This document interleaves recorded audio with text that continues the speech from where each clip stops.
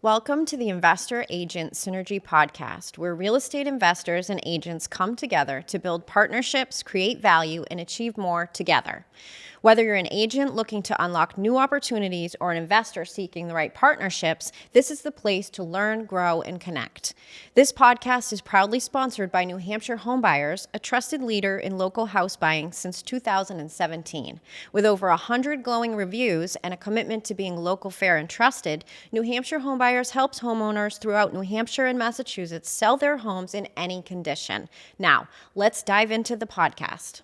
Wow. Episode 7, Shelley. 7 already. Wow. All Welcome to another great episode of Investor Agent Synergy Podcast, episode 7. It is crazy. It's going by fun. It is. We've had some great guests so far. Yeah, we have. Let's keep going. All right. Well, that's great. We have another great guest today. Yes, we do.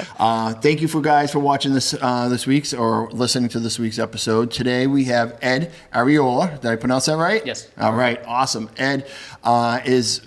God, what isn't he? He is an investor. He's an agent. He's a contractor. He's a husband.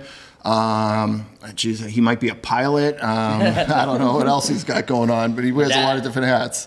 A dad. Okay. Yeah. Well, awesome. I love that. Yeah. Well, thank you for being on the episode and being on the show. We're really excited to introduce you to the audience and interview you. We're gonna just bombard you with all these toughest questions and try to get you hung up and and get to know you. Yeah, get to know you. So speaking of getting to know you, could you just tell the audience like who you are, a little bit about yourself? Give us a little bio if you could, please. So my name is Ed Areola. Obviously, I became a contractor really early on. I had a huge.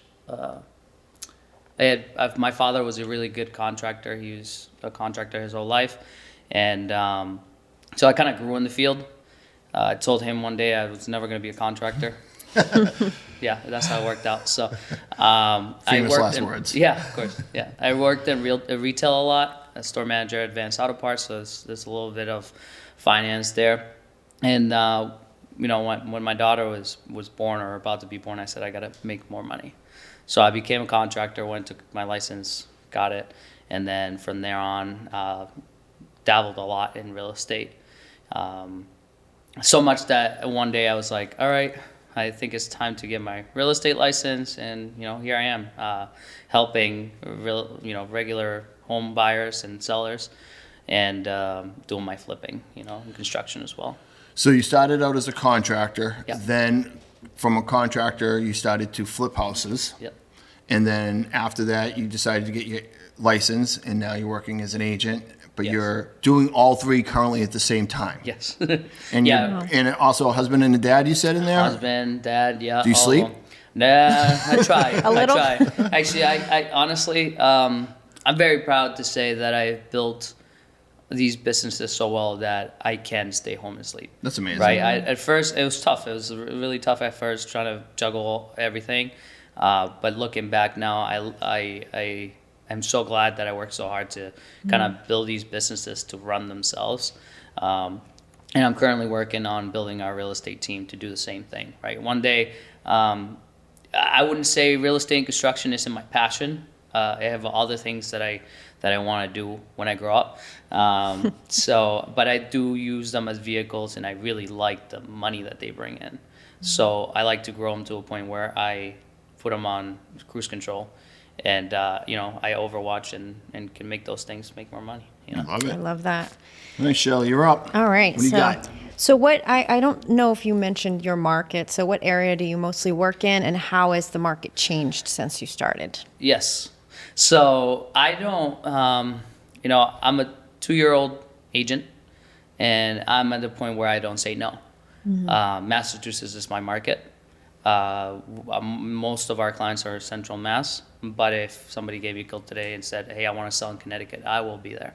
Mm-hmm. Just because you just want to grow to that point, right? Yeah, makes sense. But yeah, back to your question, the Leominster, Fitchburg market has been really hot for us. That's most of our listings. Good market. My wife is also a real estate agent.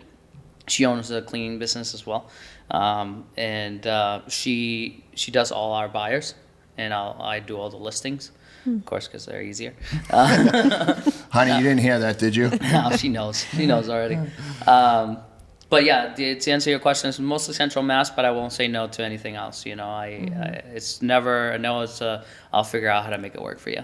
You know, and Keller Williams allows us to do that as well. So we have a huge networking system within Keller Williams that I could have some other agent, you know, list it or, you know, help those buyers and kind of, again, overwatch the whole transaction and make money off of it and allow that person to have 2 agents instead of 1. That's amazing. Now, Yeah. Shelley mentioned the market. Obviously, you came in 2 years ago. The market was red hot when the interest rates spiked at the highest they've ever been in like the last, you know, how many years.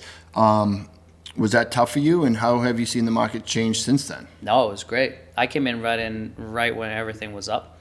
So it was really easy. Didn't affect you at all? As a listing agent, no. Yep. Actually, it gave me more opportunity.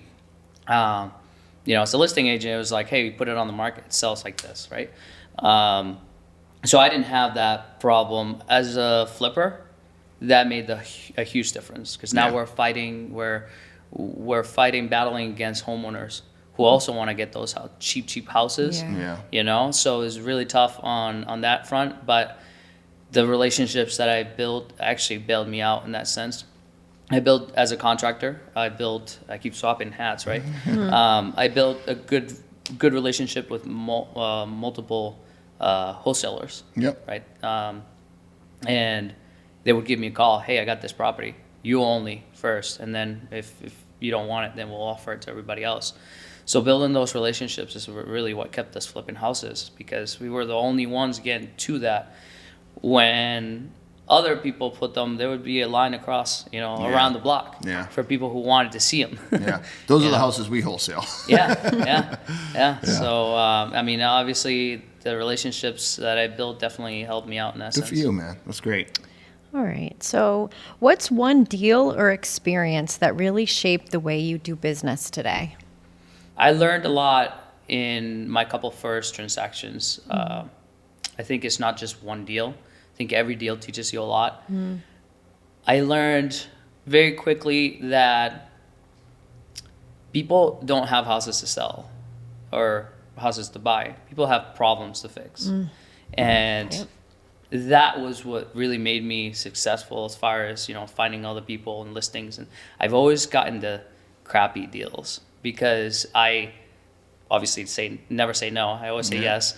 And I find very quickly that there's a problem to be fixed, that most realtors just want to sell a house. They want to, this is as far as I go. I want to list your house and then say goodbye. Some of these people need more than that. And I feel like a realtor, you're not just a realtor, you're also, you can be a contractor, you can be their therapist. Yeah. You know, there's many hats true. that you wear as a real estate agent. And those and going forward to the next market that's coming up, if you're not that agent who can wear multiple hats and kind of shift each deal, you're not going to get sales. You're not going to do very well. I agree with that wholeheartedly. And we saw in 2024, you know, from a national perspective, how many agents didn't even do one deal all of last year, right? It was easy to do deals in COVID when everybody was selling the house because it was a bidding war and everything was selling overnight because the interest rates were so low.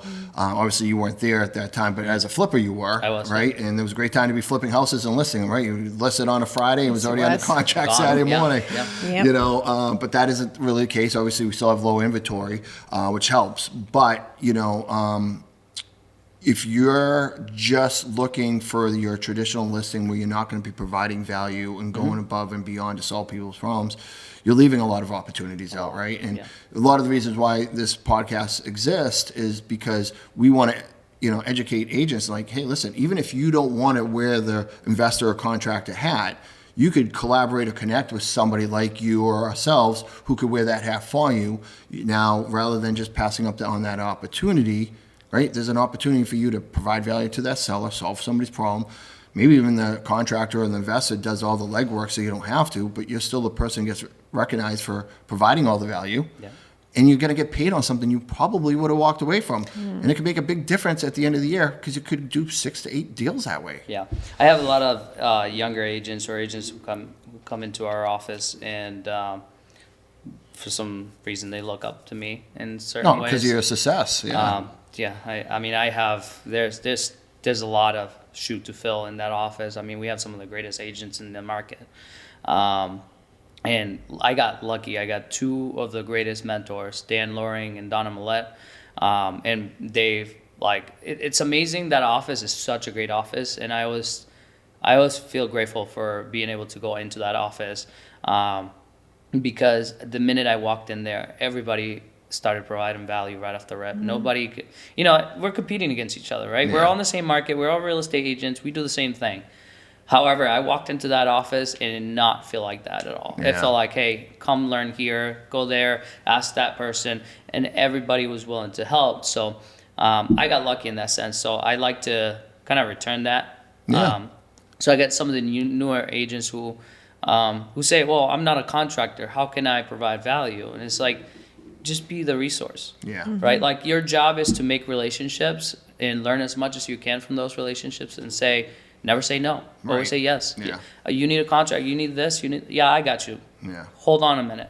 Let me talk to so-and-so. Yeah. Right? Like, you don't need to be the one providing the resource. I mean, you are the resource, but as far as the content, right? Right. Like, I'll go ask my plumber. Right. Yeah. And I'll even go as far as saying, hey, we're listing this house. My client doesn't have any money. Can you wait to get paid at the end? Yeah. Can you lower your rate a little bit just for this one? Doesn't hurt to ask. Never. And you know what? 99.9% of those Most situations, people are willing to work with you. they'll do it, right? And building those relationships, because you're getting the business too, right? Yeah, right. So it's such And a they huge, trust you and- such a huge deal. It's And I love success. how you mentioned, sounds like your office and the way you believe is the Oh same my way God, we yeah. believe is just collaboration over competition, right? All day. When everybody collaborates, everybody wins. And I like your philosophy. Before Shelly asks you the next question about just never say no. I think there's a lot of value to be pulled out of there because the more you say yes, the more you're going to win. The universe, I believe in the universe. I believe in everything. Yep.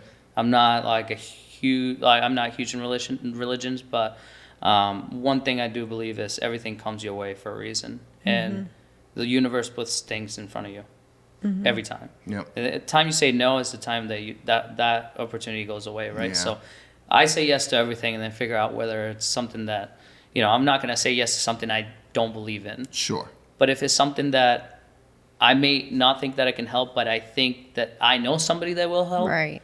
I'll be the resource. Yeah. Why not? You're gonna come to me again next time, and next time, and next time, right? And so I've always learned to say yes, and actually I learned that from Grant Cardone. Yeah. Great. Yeah. All right, Shelly, what do we got? Well, so, you mentioned being a help to some of the newer agents. If one of them, if you were, coaching them, what would you tell them the biggest advantage that they could gain by working with investors and by opening the door to working with an investor? Oh my God. I love investors. I love every client that comes my way. Right? I love investors because they're returning clients. Yeah. My biggest, I'm working, so I work with a lot of flippers, and my main thing is the way I provide value to them is I coach them on flipping. I, let them use my license as a contractor because that's a huge deal. Yeah. And then I obviously coach them with the real estate part. What they give me is their return business over and over and over Sure. and over and over, and that never ends.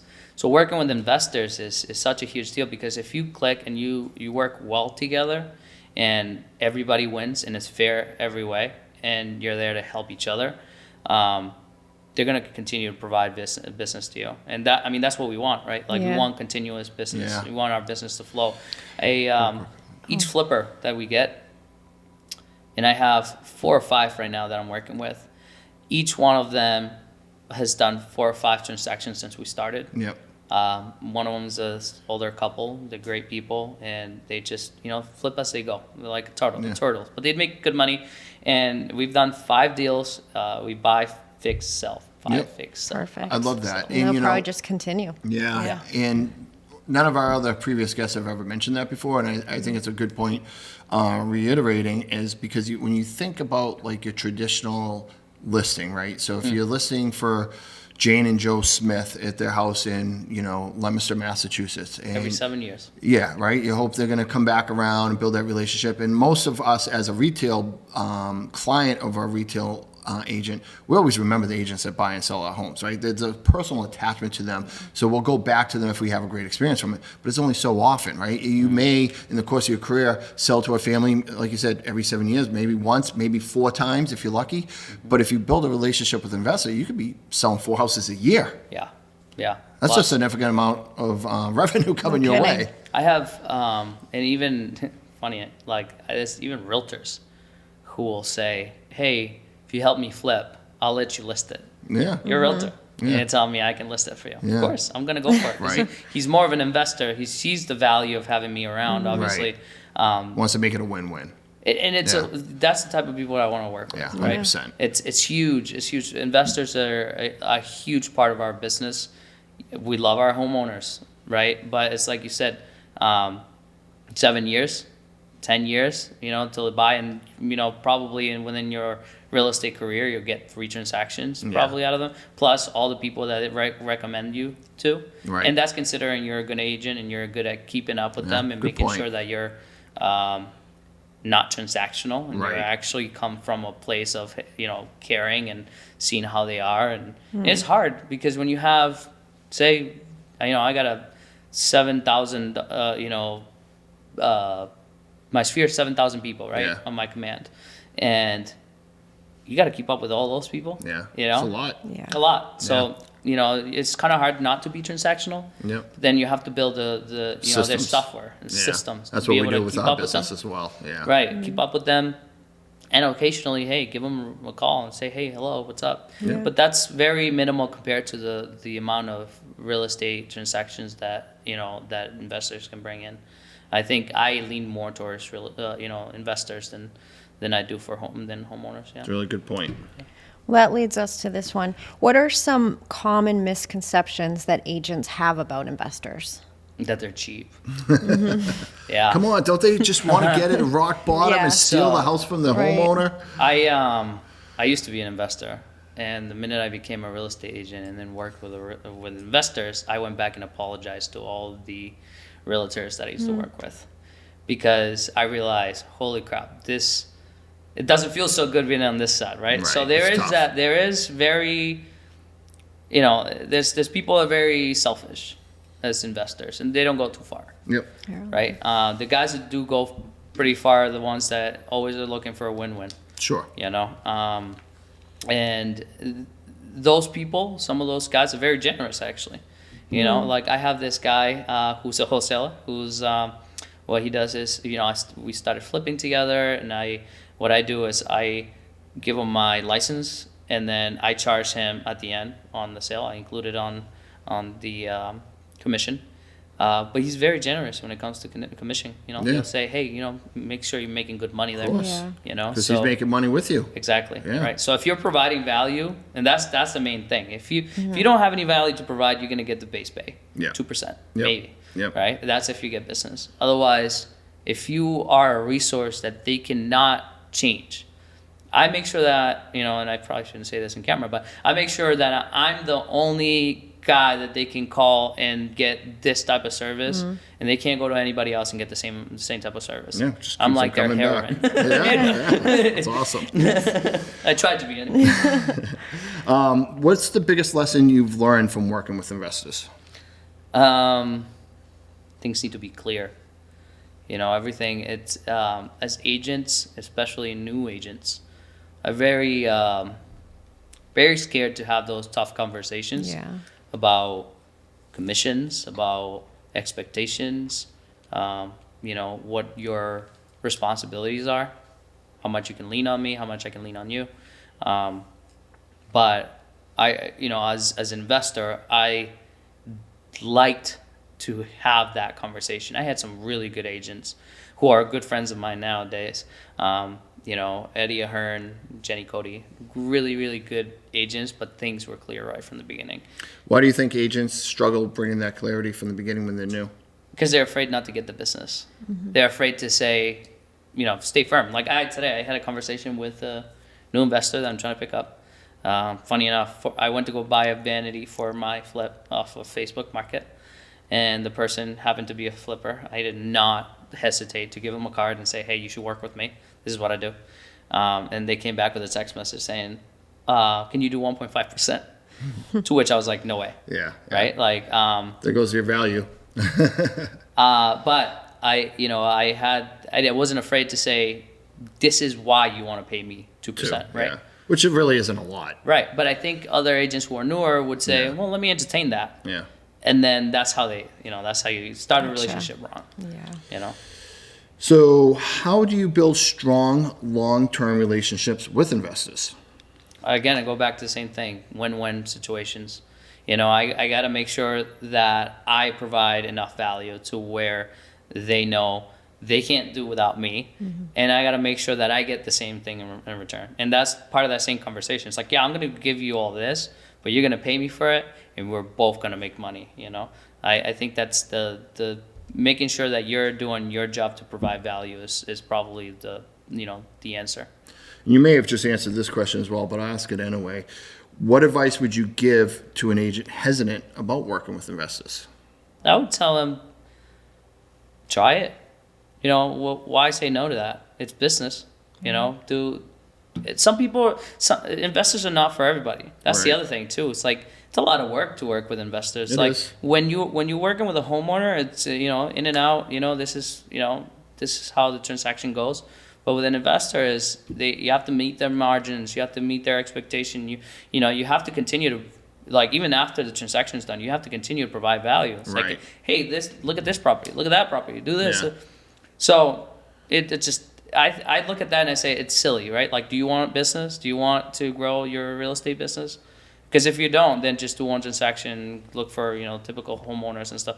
But if you want to grow your real estate career, you need to work with investors, because those are the guys that are going to keep you the busiest. Yeah, and I think most people who do a ton of transactions probably work with investors at some Oh, yeah. level throughout the course of a year. Investors, builders, all kinds of people, and they're the toughest too.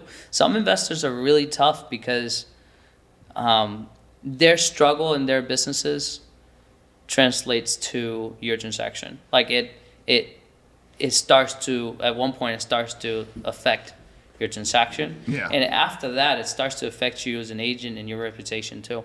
Sure. So you also need to know when enough is enough. Yeah, right? that's a good point. There's a situation with an agent I know who's selling multiple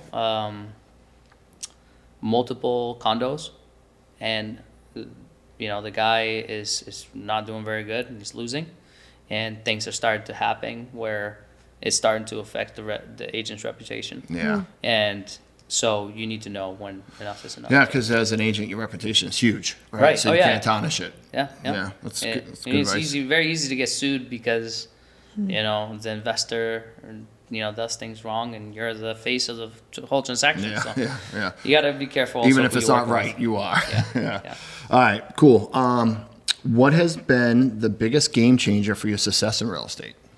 Well, Keller Williams had, and I think the biggest change was Keller Williams has this training program called Bold, and the minute I went through that whole thing, it's like a week long.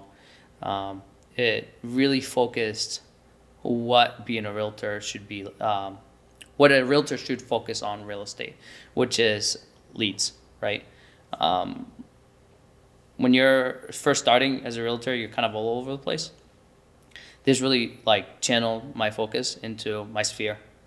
I didn't realize. So when I went to real estate at first, I was like, oh damn, I gotta go out there and meet new people. Like, this sucks. And then Bold was like, hold on, you've worked with 7,000 people. You have 7,000 people on your cell phone. Hit those guys up. They know you. They've done business with you. They've worked with you on some level. Go tell them you're a realtor, right? In other words, but that whole training, I was mind blown. And as soon as I was finished with that, I implemented it. I still implement it today. I did it when I first started, and it was a big game changer for sure. We had agents from other brokerages come into this training. Wow. Keller Williams, from La Macchia, from Century 21. That just came in, we invited, and they were like, holy crap, this was a lot of value. That's amazing. Yeah, Yeah. it sounds like it was. It is. I would love that. I'm telling Yeah. you, so Not because I work for Keller Williams, because if I didn't feel like Keller Williams was a good fit for me, and I know everybody's got their expectations, right? I would not be in Keller Williams, but their training is off the charts. Yeah. I don't think there is any other, company out there that provides that much value as far as training goes. We see it all the time. We have training every week, and we can choose to go and get more, and but it's very valuable. Like it's a lot of information out there, especially if you're a new agent. Yeah. Well, the more you train, the better you'll get, Yep. right? All right. So as we wrap up here, where do you see your career evolving in the next 5 years, and how are investors going to play a role in that? So I'm working on building my team.